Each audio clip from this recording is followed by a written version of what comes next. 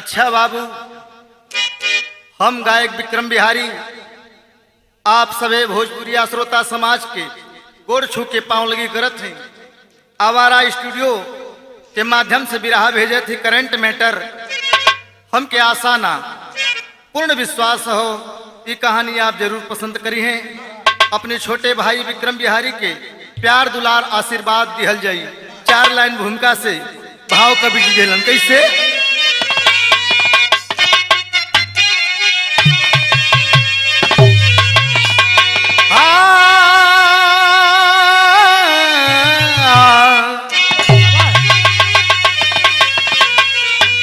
किस्मत में विधना लिखे क्या कलम से,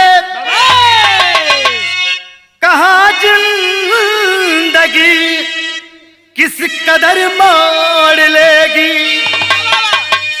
कहाँ पर किनारा सहारा मिलेगा, ले जाकर कहाँ किस भंवर छोड़ देगी।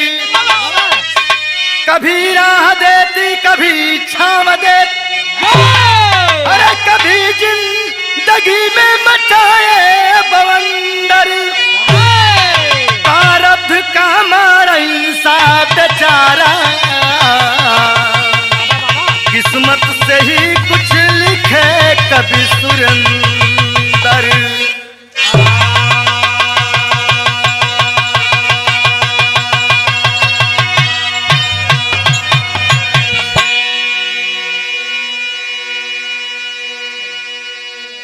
प्रारब्ध का मारा इंसान बेचारा, किस्मत से ही लिखे कभी सुरेंदर। गंगाधर भैया, कबो कबो इंसान बड़ा अथक परिश्रम करला लेकिन सफलता नहीं मिलत, और कबो कबो केहू आन के मने से कोनो हाथ लगावेला ओके सफलता में मिल जाले। तो कभी कभी किस्मत का भी खेला होला। यही बिरहा का हमरे शीर्षक है किस्मत का खेल। आवा एक लाइन गजल लगल कैसे।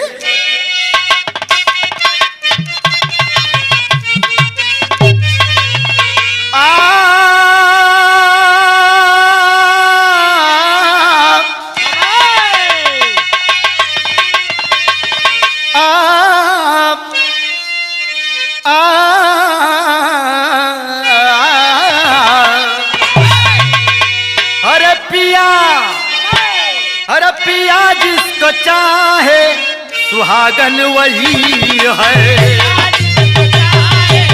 सुहागन वही है।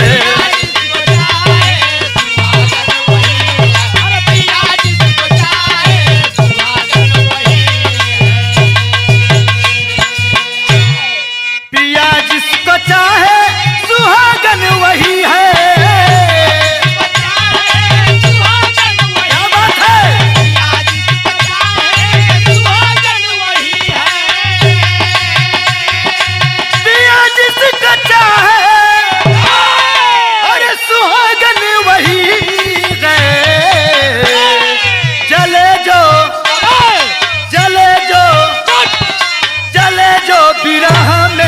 अभागन वही है,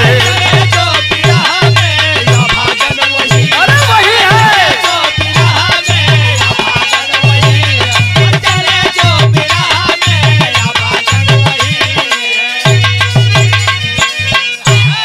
लोग कहना कि कर्म से किस्मत बनले, लेकिन कभी कभी कर्म कैले के बाद भी किस्मत नहीं बनल। लेख लिखा के कर्म के अनुसार जे पूर्व जन्म का पुण्य कमाना वही के किस्मत साथ देले। कहना बाका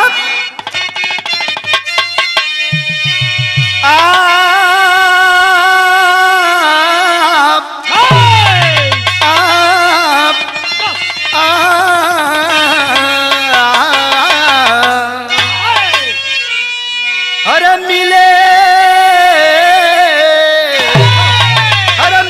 कर्म से बात एकदम सही है।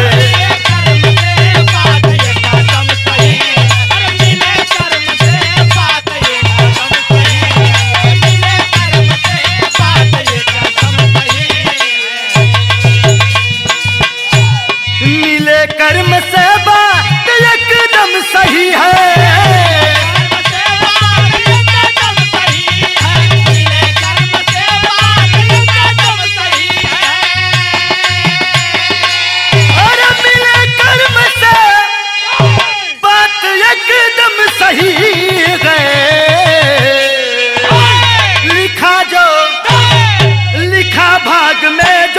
पर मिलता नहीं है, मिलता वही है, अरे वही है।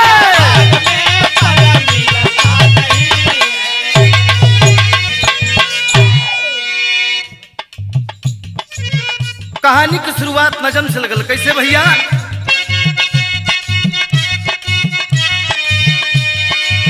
तकदीर जिंदगी के साथ साथ चलती, तकदीर जिंदगी के साथ साथ समय के साथ मिलकर अपना रंग बदलती। रांची झारखंड से कहानी आई है, रांची झारखंड से कहानी, सोबर गांव की घटना बड़ी दुखदाई। स्वतंत्र सिंह का हरा भरा परिवार रहा, स्वतंत्र सिंह का हरा भरा परिवार रहा, 3 बेटे बहू नाती पोते गुलजार रहा। दर्शन करने का विचार मन में आया है, दर्शन करने का विचार मन में आया है। बोलेरो गाड़ी से सामान सब रख,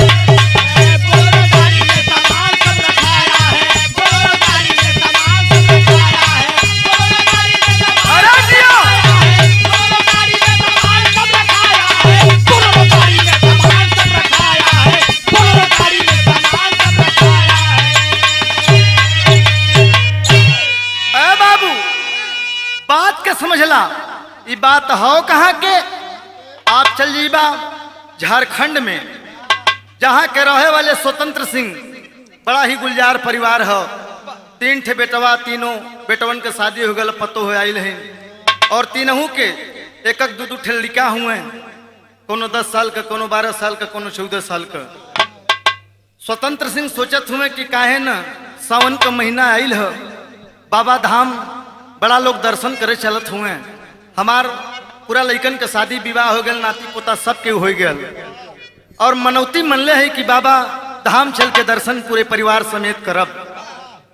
बड़ा दिन हो गए, काम धंधा जिंदगी भर लगा रही।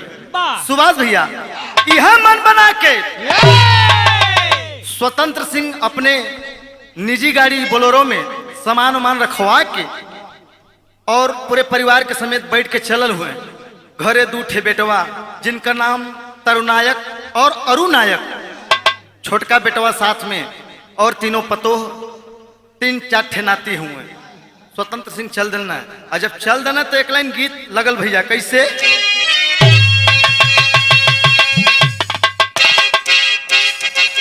अरे जियो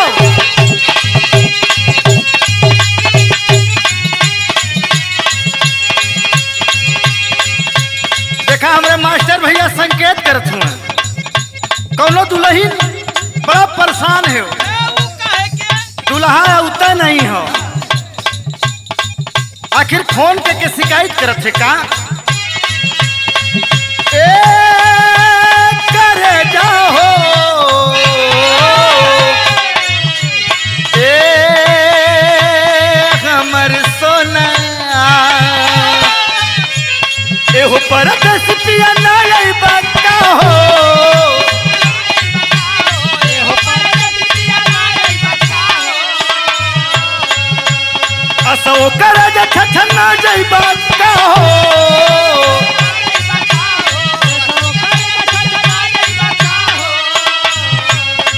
जबन राग ढाकरो तात चोलिया में, जबन राग ढाकरो चोलिया में, घरवाया जा ए बलमुआ होलिया में, घरवाया जा ए बलमुआ होलिया में।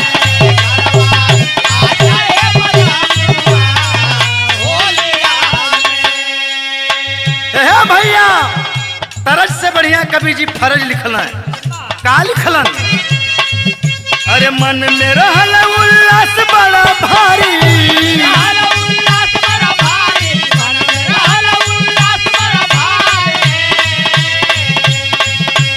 बोलेरो गाड़ी में सब कहिए सवारी, सब कहिए सवारी, बोलेरो गाड़ी में सब कहिए सवारी, मन में रहल उल्लास बड़ा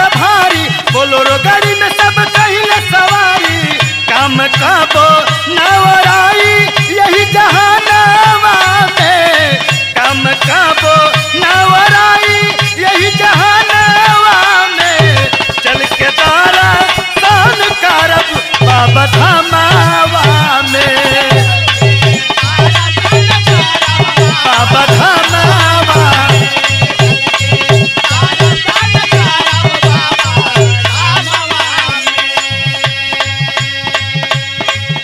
सब केहू सच के चल दिले हो।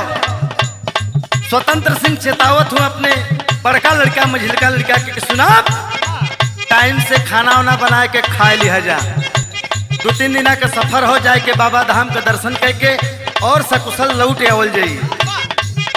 आखिर ढाड़स बधा के चलल हुए, और जब चलना तब भयल का हंसी खुशी सब घर वास चली गईले,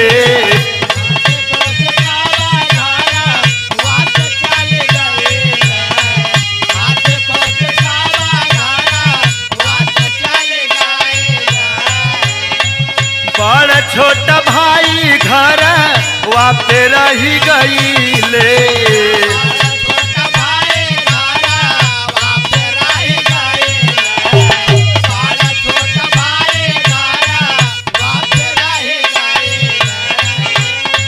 अपने रफ्तार में चलत रहे गाड़ी, ओहो अपने रफ्तार में लाई के टरका एक लड़वल सयनारी,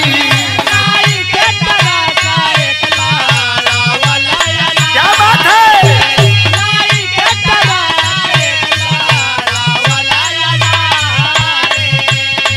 मच गइल को हराम तन छनावा में, मच गइल को हराम तन छनावा में, चल के दर्शन करब बाबा धामावा में। अय बाबू तमाम मनौती मन में मान के चलत हुआ कि चलल जाई, बाबा का मनौती भी पूरा हो जाई, और जवन कुछ कमी बेसी हो अचरा फैलाए के बाबा धाम पे चल के मंगन मानल जी, हमहन का जौन दुख तकलीफ दूर हो जाई। यह मनौती मांग के बड़ा खुशी खुशी चौंकत के चलल हुए, लेकिन जौनी समय हाईवे पर 100-110 के स्पीड में बोलोरो दौड़त थे, तब तक एक दुर्घटना भयल। अब भयल का भैया, एक लाइन बिरहा में तरज बदल गई।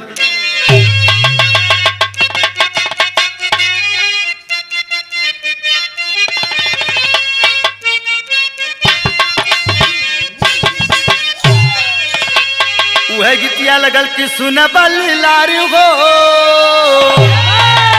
साहेब बिना टिकुली, अरे मचल को हराम विधना फेर ले नजरिया,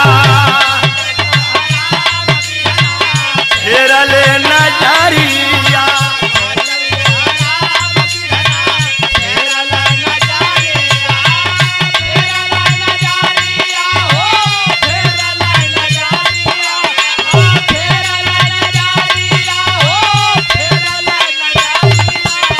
मचल को हराम विधना फेर ले नजरिया,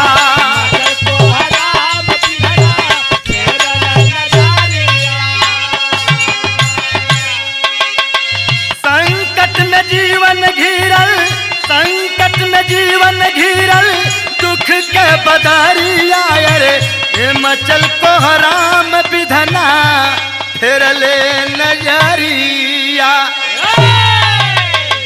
अरे बाप रे बाप, स्पीड में गाड़ी आवत है, रात का समय हो, ड्राइवर ट्रक का ओवरलोड करके दारू बाबूजी पी के पूरी नशा में गाड़ी के चलावत है। नतीजा निकलल के ओकर आंख बझल ड्राइवर के, बोलोरो से एकाएक टक्कर हो गई। अजोनी समय टक्कर भइल तब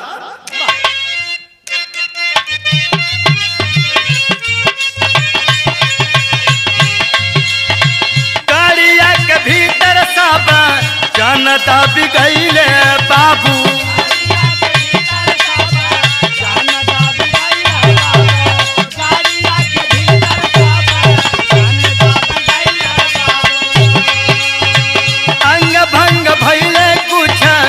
जनवा गवावल बाबू।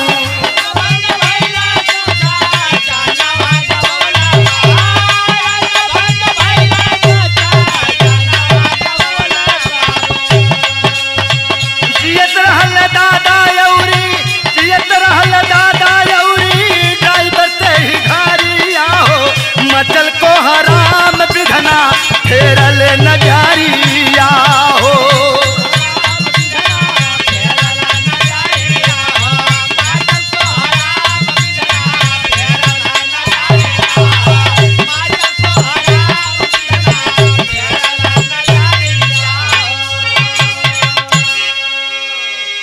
बाबू आज रफ्तार में गाड़ी चलत हो, भगवान का लोग भोलेनाथ का जयकारा लगाओ चलत हुए, तब तक गाड़ी आके बाबूजी एकाएक टक्कर मर ले।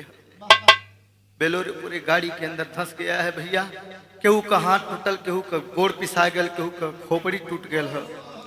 नतीजा निकलल कि अंग भंग हो गया है। गाड़ी में जितना परिवार रहना सब केहू बाबूजी पिसा गल है। ड्राइवर का सांस चलत है, स्वतंत्र सिंह का सांस चलत है। एक लड़की नीलम जमुना को उम्र बतावल गई 14 साल, यह तीन के सांस चलत है। लोग अगल बगल के दूर दराज से जब धड़ाम का आवाज आल, अरे बाप रे बाप, गांव पर को लोग दौड़लन कि अरे एक्सीडेंट हो गया, एक्सीडेंट हो गया। एम्बुलेंस के फोन करके बाबूजी आनंद फानंद में हॉस्पिटल में पहुंचौले हुए, और हॉस्पिटल में जाते जाते भयल का विदेशी लग भैया।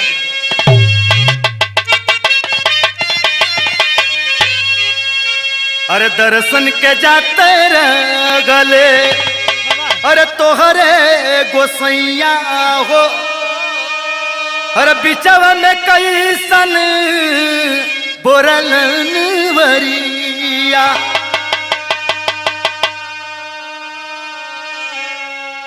मचल कोहरा में झूठे कावापुर के लोगावा हो, अरे खिच खिच सबाही के ले बरिया।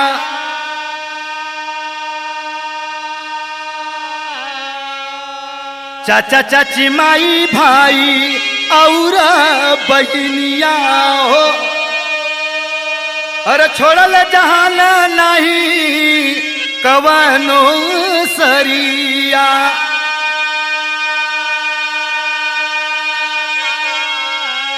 अरे हॉस्पिटल में दादा साथ,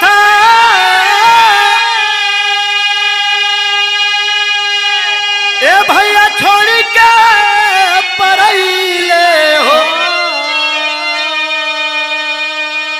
अरे रोवल नीलम आंसू थमे ना नजरिया।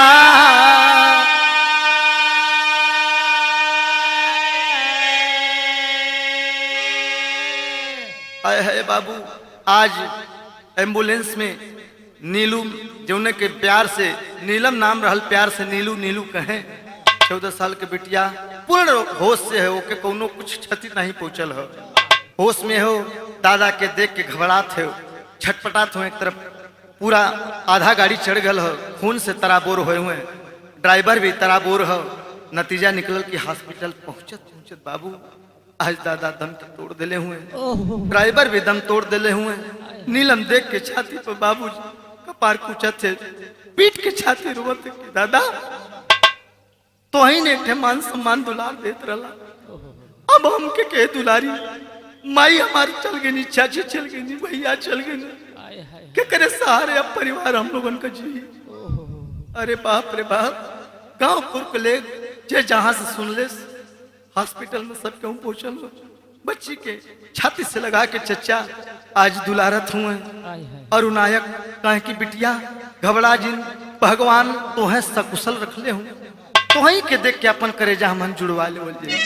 ई तो बात यहाँ छोड़ दा, साल 2 साल बीतल, लेकिन जौनी समय घरे पहुंचल है ठीक हो के समय बीतल है। लेकिन बाबू जौनी समय नीलम बिटिया के आंखी के हजूरे देखे, बाबूजी गाली देवे लगे कि तू अभागन है, तू अभिशाप है। करे पूरा परिवार हमार दब के मर गयल, तो मनहूस कैसे जियत है, तोरे चलते हमार पूरा परिवार मर गया, तू मनहूस है, तोर मुंह देखल नहीं चाहती। मारत हुए, पिटत हुए, बहुत त्रासदी देते हुए, लड़की बड़ा यातना के साथ। लेकिन चाचा अरु नायक सीना से लगा के बिटिया के दुलारत, उनकी बिटिया तो ही हमार परिवार है, तो ही के देख के हम लोगन जिंदा है, हिम्मत के जिन हरिया हम है ना।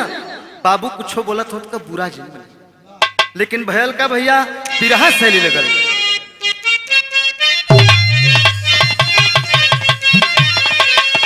अरे राम होया गए निज दामन के गिरवा, होया है निज दामन के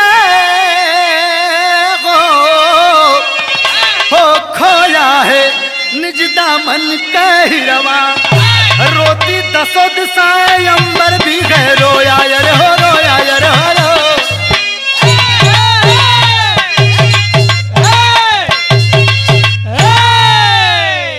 खोया है निज दामन का हिरवा, रोती दसो दिशाएं अंबर भी है रोया।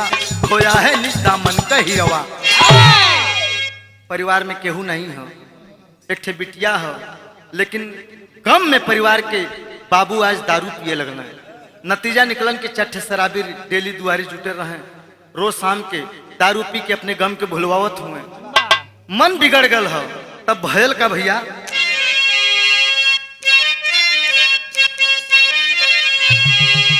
वह गीत लगल की पातर राम जी के, अरे पातर बा कमरिया हो रामा।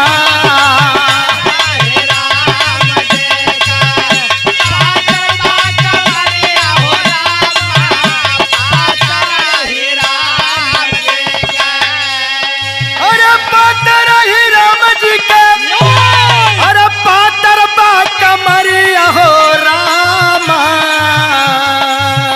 नानव कटूटल नाही, नानव कटूटल नाही, जूटल बा कमरिया हो रामा। जूटल बा कमरिया हो रामा।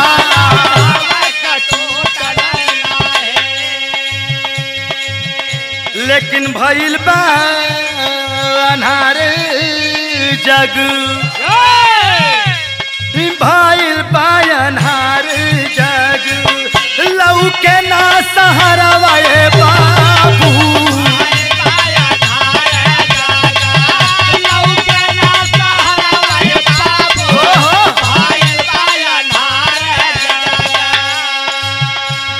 अरे भइल बा अन्हार जग, अरे लौके ना सहरवा ए बाबू। नीलम के सूना लागे, नीलम के सूना लागे, धारवा दुअरवा ए बाबू। धारवा दुअरवा ए बाबू।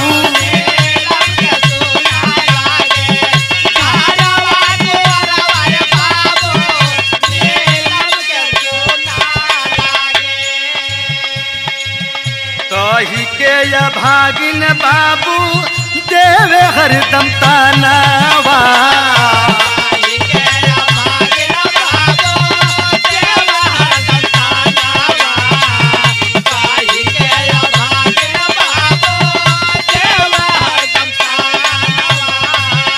ठीक से न पावे बिटिया पेट भर भोजनावा हो।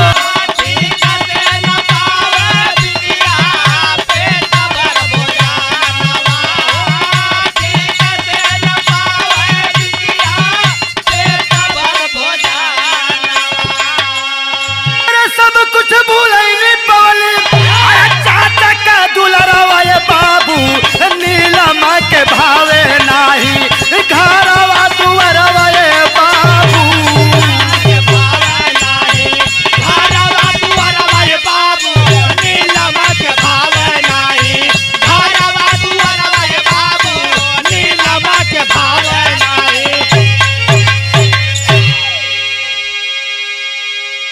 अरे बाप रे बाप, आज नीलम बिटिया का दुनिया सोचलन की माई चाची दादा सब केहू गुजर गल हो।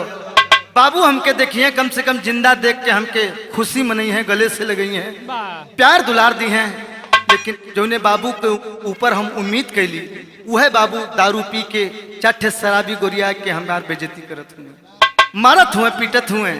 लेकिन एक चाचा का सहारा है, जब भी चाचा कहीं से आवे, बिटिया खुशी से दौड़ के एक लोटा पानी दे, वह पनिया पी के चाचा के करेजा में एकदम ठंडक मिल जाए। गले से लगा के रोवे लगल, करे बिटिया अगर तू ना रहतो तो हमन तड़प के मर जाई। ये प्यार देख करके बड़ा खुश हो। चाचा भतीजी का प्यार देख के बाबू के बर्दाश्त नहीं होता। अर्थ गलत लगा लेना है कि जो हमार छोटका भयवा हो हमरे लड़किया के फसौले हो। अरे बाप रे बाप, बड़ा ही भारी लक्षणा लगौले हूँ। बिटिया मुंह तोप के रोत है, लेकिन कैलन का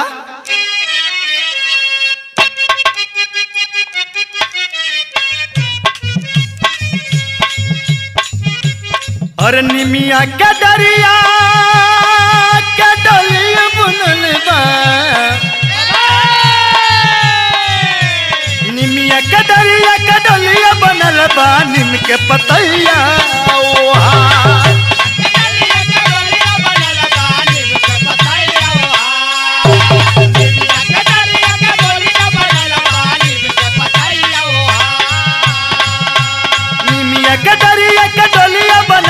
निम के पतैया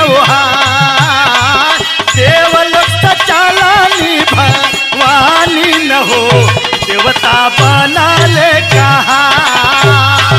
देवलोक चालानी भवानी न हो, देवता बना ले कहा। देवलोक चालानी भवानी न हो, देवता बना ले कहा। लेकिन आज साजिश करके नीलम के पिताजी सोचलन की बिटिया हमार इतना आखिर काहे अपने चचवे के प्रति समर्पित रहे। हो न हो कि फसल है, जाठे गुंडा साज के भैया अपने भाई के मरवा देहलन। अजौनी समय लाश दुआरे सुतावल है। नीलम आज छाती पीट के गिर के दहाड़ मार के रोवत है। कहलस का कहलस भैया, चाचा चाचा कहीं कहीं रोवल बिटिया, चाचा चाचा कहीं कहीं रोवल बिटिया, रुस गइल काहे करता, रुस गइल काहे करता।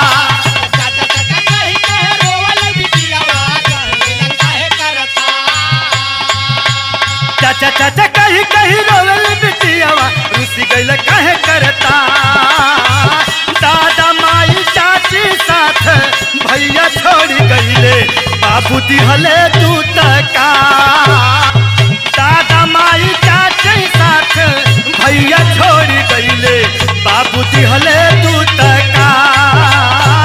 दादा माई चाची साथ भैया छोड़ गइले, बाबू दिहले दूत। अहे बाबू चाचा का सहारा रहल। आज बिटिया सोचत है कि चट्ठे शराबी गुलिया के बाबूजी कब हो सकल हमरे आबरू का सौदा न कर दे। अब अपने बाबू से डर लगत हो, जौन चच्चा रहलन आज उनहू का अर्थी सच के चल गिल शमशान घाट। अब जियब के करे सहारे दिखाता, भगवान को उलाहना दे के छाती पीट के रोत है बिटिया। चाचा के सहारे रगल जिंदगी के डोरिया, चाचा के सहारे जिंदगी के, चाचा के सहारे जिंदगी के डोरिया। आज फिर जीवन में घेरल सयन हरिया, आज फिर जीवन में घेरल अनहरिया, आज फिर जीवन में घेरल अनहरिया। अरे का कर जाई हम कर गोगनवा, नैया पड़ल मजधार, नैया पड़ल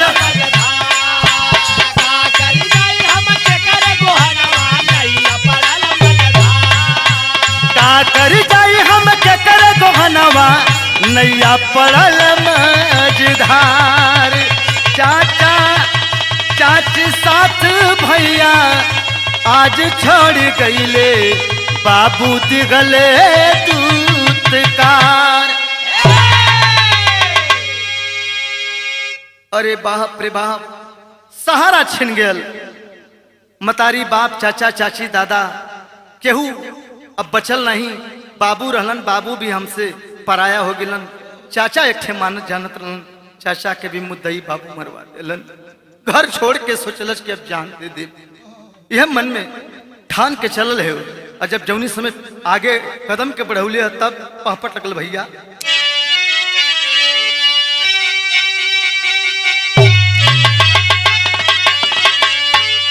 अरे रोवे नीलम प्रभु के दे दो गाई कहवा जाई हो।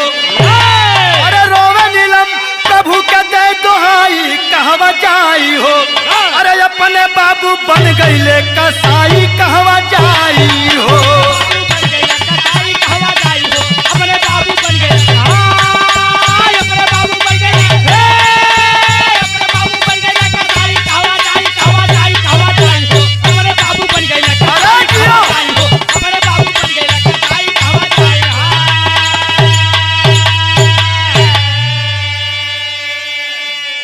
जुटे शराबी घरवा पे सब घात रहे लगाई हो। अरे कूद पड़ी कुआना में जाके लोगवा लिए बचाई हो। अरे नित नित दिनवा हो गईले दुखदाई कहवा जाई हो। अरे रात में नीलम एक दिन गई पराई कहवा जाई गो। अरे बाप रे बाप, जान देव चलल बिटिया घर से निकल के। चाठे शराबी छेड़त हुए, सोचलस कि आबरू न बची, जाके जान दे दे। नतीजा निकलल कि गांव के बहरे ठे कुआं बहुत गहिरा, छलांग लगा देले। गांव के लोग देखलन, दो चार ठे लइका आवाज दिलन कह रे भैया। अरे नीलुआ जाके नारा में कूद गईल। अरे बाप रे बाप, मैं गांव के लोग दौड़लन कि एक ठे बिटिया बचा रहल एक्सीडेंट से, वो जान दे दे के बचाला। रस्सी ढील के बाबूजी दो चार ठे नौजवान छलांग लगा के बिटिया के ऊपर लिए न, जान बच गल। आखिर रोवत है नीलम, सोचलस कि आखिर घर पे जाब। हो मुदैया बाबू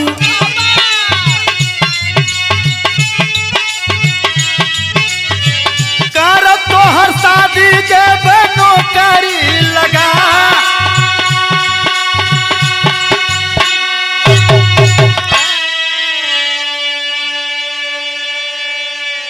सोच ली वह लड़की की, गांव घर में जान तो देवे चलली, लेकिन जान बचा लेना। लेकिन अब जियब ना। सोचला रेलवे क्रॉसिंग पे जाके राजा स्टेशन की तरफ बढ़ल है। बाबूजी सोचलस पटरी पे जाके रेलगाड़ी के नीचे कट के मर जा। स्टेशन पर जब समय पहुंचलन तक कुछ दलाल स्टेशन के अगल बगल वो लड़की के भाप मिलन की आधी रात को ये लड़की कहाँ से आ रही है। जाके छेक लेलन, कहे कि अरे बेटी, अरे इतनी रात के इतनी सुघर लड़की, कौन मजबूरी है आधी रात के कहाँ जाते बिटिया। अरे बाप रे बाप, केहू अगर मजबूरी में भैया अगर केहू दो शब्द प्यार से बोल देला तो अपन दुख पूरा आदमी उगिल देवला। रो रो के आज नीलम बिटिया गोड़ धर के रो लगल कि कहे भैया दुनिया में हम जियल नहीं चाहते, जे हमारे सहारा जे हमार उम्मीद रहा आज उजड़ गई। चाचा एक ठे दुलार देतलन, उनके बाबू मरवा दिलन। भैया जान देवल है, न जियबे दुनिया में, न जिंदगी रही न ही दुख देखब। समझावत हुए कि बेटी तोर जिंदगी बड़ लमहर है, इतनी सुघर भगवान तो के बनौले हुए, चल हमारे घरे। हमहन हई ना बहका के उ दलाल कैलन का सदर लगल।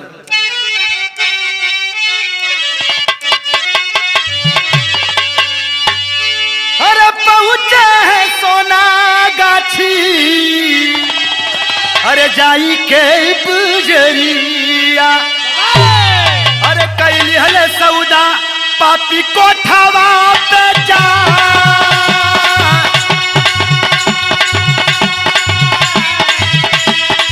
कैले हले सौदा पापी कोठावा पे जा। रोवे आजा पिजड़ा में फंसी के चिरई।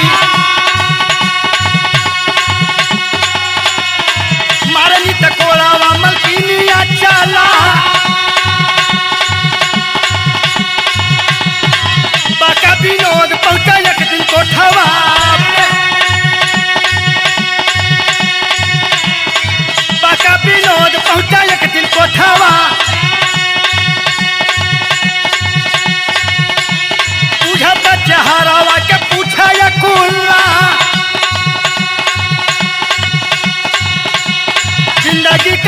सगरी हलतिया बतावा, जीवन के सगरी हलतिया बतावा। अरे चली गए जौन आया पुलिस लिया,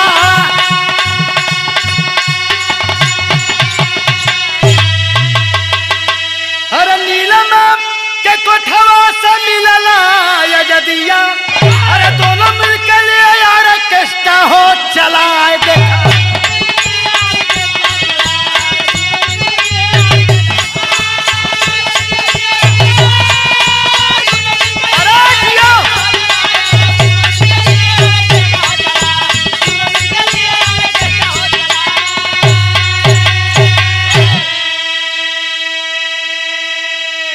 अरे बाप रे बाप, नतीजा निकला वो दलाल बहका के बाबूजी जाके सोनागाछी बाजार में ले जाके बेच दिलन कोठा पर।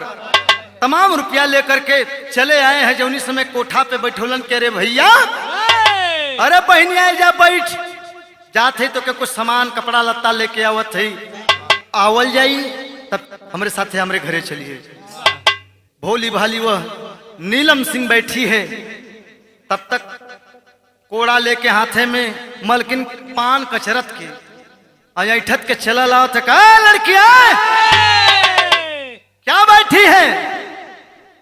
कहा कि मौसी भैया लोगन कहा कि ये हमार मौसियाऊ रे जब बैठा रहा, हमन कपड़ा लत्ता लेके बाजारे में से आवत है, अब भैया के जोहत है, खींच करके थप्पड़ मारती है। अरे लड़की नहीं जानती है बेश्यालय है, यहाँ जवन लड़की आवे नी माई मौसी का नाता नहीं हो, ग्राहक और दुकानदार का रिश्ता होला। बेश्यालय है तो के धंधा करे के होई। अरे बाप रे बाप, जौने आबरू के बचावे खातिर जान देवे बदे उतारू लड़की भई रहल। तर तर तर तर आंस चले लगल, जमीन पैर के नीचे से खिसक गई। लड़की रोत गोड़वा दल के मुंह से अबला समझ के हमके यहाँ से मुक्ति दिया दमाई, हम जाल चाहते हैं। सारी मुसीबत रो रो के गिड़गिड़ा के बताओ था, लेकिन कौनो असर नहीं होता। नतीजा निकलल, 1 हफ्ता 2 हफ्ता गुजरल हो, बिना खैले पियले दाना पानी बिना जब छटपटाए लगल, मजबूरी में वो लड़की धंधा करे खातिर उतारू भइल। लाइन से सारी लड़की खड़ी है, उसी में नीलम भी खड़ी हो गई और उसी कोठे पे मौज मस्ती लेवे खातिर बतावल गई। विनोद नाम का नौजवान बड़ा रसिक मिजाज रहल, नाचे गावे में बड़ा फरहर रहल। सोचलस कि आज सोनागाछी बाजारी में चल के मौज मस्ती लेवे की चाहिए। आ जाके नीलम के ऊपर एक नजर पड़ल है, इशारा कैलस कि यह लड़की चाहिए मलखिन। पैसा वैसा दे के जब रूम में गए, आज चेहरा बुझा है, लड़की बड़ी खूबसूरत है लेकिन चेहरा लटकल है। आखिर सवाल कर दिया कि अरे लड़की, जिस बाजार में तू खड़ी है यहाँ तो तमाम लड़की मुस्कुरा करके स्वागत करती है, लेकिन तो इतना चेहरा मायूस करके काहे बैठल है? बाबूजी जब इतनी बतिया कलन की तर तर तर तर आंख से चले लगल। आज उस मुसीबत को सुनाती है कि भैया आपका क्या नाम है? कहे देख हम रसिक मिजाज है, नाचे गावे हमार काम हो, छोट मोट ऑर्केस्ट्रा चलाईला। आज मन के लिए कि सोनागाछी बाजार में तनी मौज मस्ती लेके आई, लेकिन तेरे अंदर इतनी खूबसूरती है, तेरा इतना बुझा हुआ चेहरा क्यों है? सारी स्थिति बताती है कि बहुत घनघोर एक्सीडेंट 3 साल पहले भय रहल। वो एक्सीडेंट में हमार पूरा परिवार बाबूजी मारल गईलन। बाबूजी हमरे जान के दुश्मन हो गईलन। आखिर अपने जान के देवे खातिर रेलवे स्टेशन अलिन, कुछ दलालन के चक्कर में बाबूजी भरमा के लिया के कोठा पे बेच दिलन। आज आबरू की सौदा करे खातिर बाबूजी बाजार में खड़ा है, हाथ जोड़ के ऊपर दशा जो समय पूरी स्थिति सुन ले। विनोद के पूरे तन बदन में आग लेस दिलस। कह रहे नीलम तो एक बड़े घर की लड़की है, लेकिन समय और परिस्थिति की मारी है, मैं तेरा साथ दूंगा। नतीजा निकलल की जाए कि पुलिस स्टेशन में 10 ठे पुलिस गोलियां की वही सोनागाछी कोठा पे जाके पहुंचल है। जितना मलकिन लोगन पैसा लेके पान खात रहनी, सबके चच्चा सोटा पड़ल है। उसी नीलम को वहां कोठे से छुड़ा करके आज अपने साथ में रखा है। और जब साथ में रखलस तो भयल का भैया खड़ी लगल।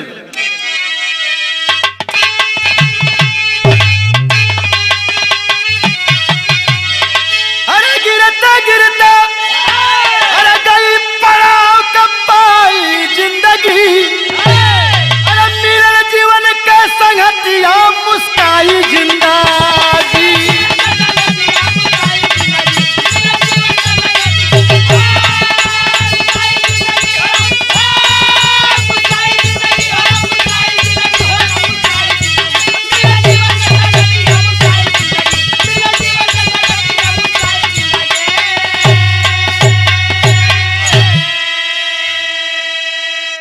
आखिरकार उस लड़की को बाबूजी दर दर की ठोकर खाने के बाद आखिरी में आके मंजिल विनोद नाम का वह लड़का सहारा देता है।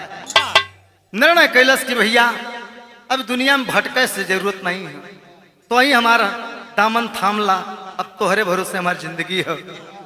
जा करके मंदिर में शादी कैलस और शादी करके आज वह लड़की और लड़का इसी झारखंड में बताया जाता है। क्या अरे नीलम और विनोद साथ जीवन बितावे, करना चगाना यार कष्ट चलावे।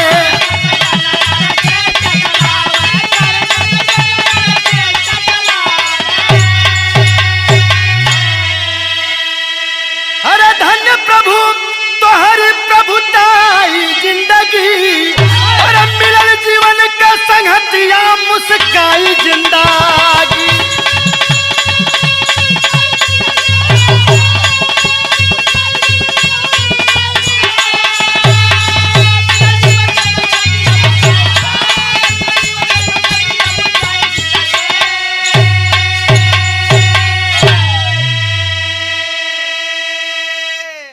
तमाम यातना दुख सहले के बाद गंगाधर भैया मंजिल मिला है विनोद को लेकर के आज खुश है।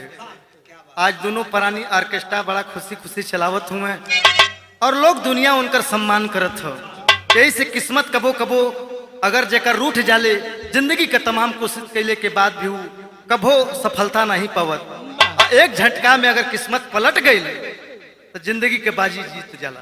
यही से कहे के बाद गुरु बिहारी गुरु गणेश रामलाल थे ज्ञानी, विमल चंद्रिका राधे श्याम गुरु महिमा अजब बखानी। अरे खोया है निज दामन कही अवा, अरे राम खोया है निज दामन कही अवा। विक्रम कवि सुरेंद्र जगत कहाँ पर सोया,